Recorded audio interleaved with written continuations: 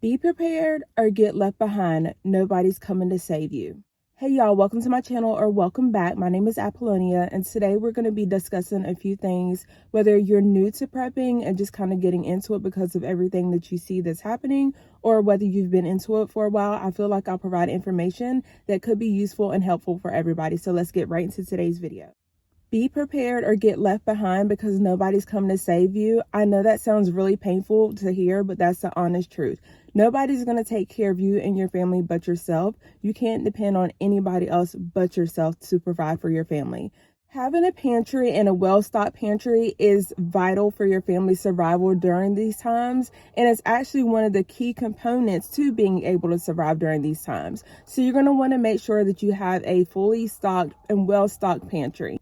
Whether you're new to prepping or just getting into prepping, one of the first things that I would advise you to do is do a complete inventory of your entire home. You're going to go to your kitchen. If you have a pantry, check your cabinets and see exactly what you have. Whether that's rice, beans, just see what you keep in your house. And then you're going to want to start a spreadsheet to see how much of those items that you use. So if you like jasmine rice, how much jasmine rice do you have in your house right now? And how much do you typically use in a week? Or through the month? Like, do you have a lot of dishes that you prepare using jasmine rice? If so, start making a list and spreadsheet for when you cook and use rice and about how much it takes to feed your family. If you have a smaller family, you're definitely not going to use nowhere near as the amount of a larger family.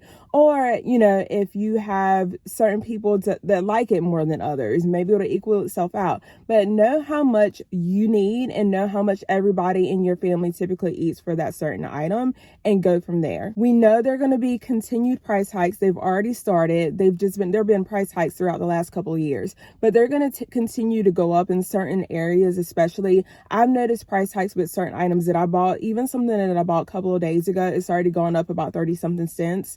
And I looked in my buggy just to compare prices. Now, some things have stayed the same, but some have gone up. But I don't anticipate the things that have stayed the same just because they've been that way the last couple of days. I do not see them continuing to stay at the price that they are. So that's another reason to go ahead and stock up and get what you need as well, as long as you're able to do so, just so you can get ahead of it. Yes, not saying that you're not going to have to go and buy more, but that's that couple of cents that you can buy that can roll over into your next shopping trip. When it comes to stocking your pantry, you're always going to want to make sure that you take into account if there's any sensitivities, any allergies and things like that. If people have certain issues, obviously, like when you eat organic and like just say gluten-free, those items are already going to be costly anyways. So think about the price hikes that are going to affect those items as well. That's another reason that you want to go ahead and get stocked up. If you have those people that have any kind of sensitivities or allergies, just make sure you're doing the best you can to stock up for them, especially during this time before prices continue to go up further.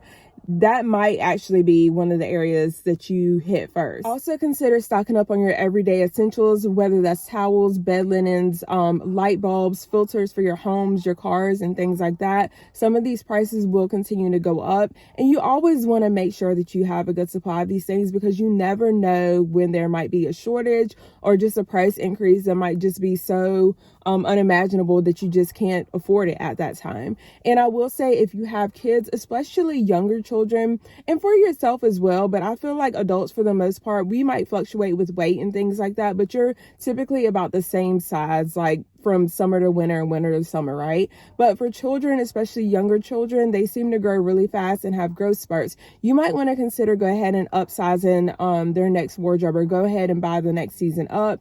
And this is a good time to do it because several times a year, a lot of stores have deals. Where they have clearance deals, like for winter time. Like, a lot of those deals are passing, but you can still get on some sites and find those items, even though we're heading into spring and summer. You're going to find those cheaper deals because the stores have to clear those items out. Just like once we start heading into fall and winter, the summer clothes are going to be marked down. You're going to find your best deals there. And look at stores that you might think, even if you think they're out of price or out of budget, make sure you check those stores because, like I said, with Publix and Harris Teeter, which are grocery stores, a lot of people like to stay away from them because they think they cannot afford them. Y'all, some of these stores, you'll be surprised the deals that you can catch on them. So just throwing that out there. You guys, this is serious. This isn't a time to be playing around or thinking about if you should start prepping and it's a waste of money, it's a waste of my time, nothing's going to happen. You guys, if you don't see what's been happening in the last couple of years, look what's going on right now.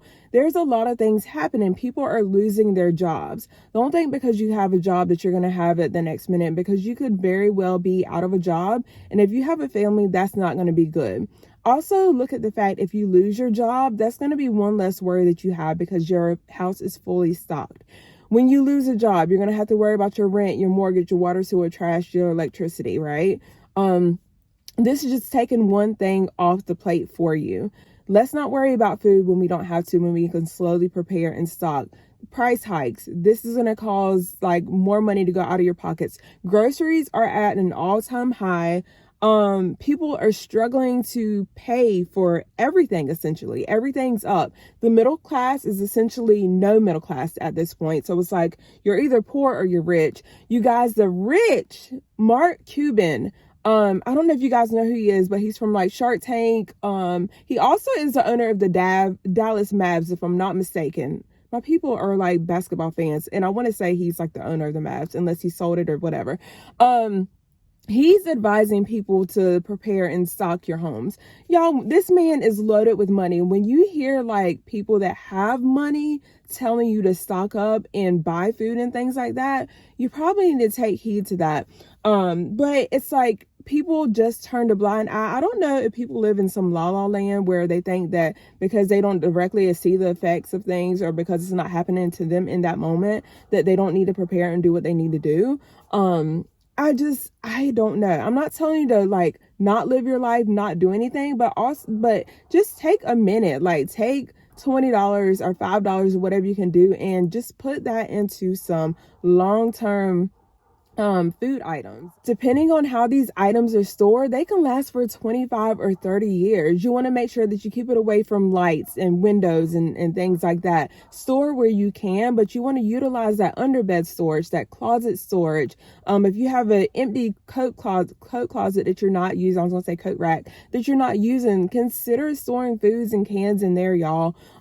Just do what you can do to store. I know that some people have limited space, but just you can do vertical storage as well. There's shoe racks that I've used on the side of my my food storage racks that I kept condiments in for space, reasons and everything. So you can do it. Where there's a will, there's a way. You just have to stay positive and know that you can do it, and stop making excuses, because again, you can make all the excuses that you want to, but nobody's coming to save you.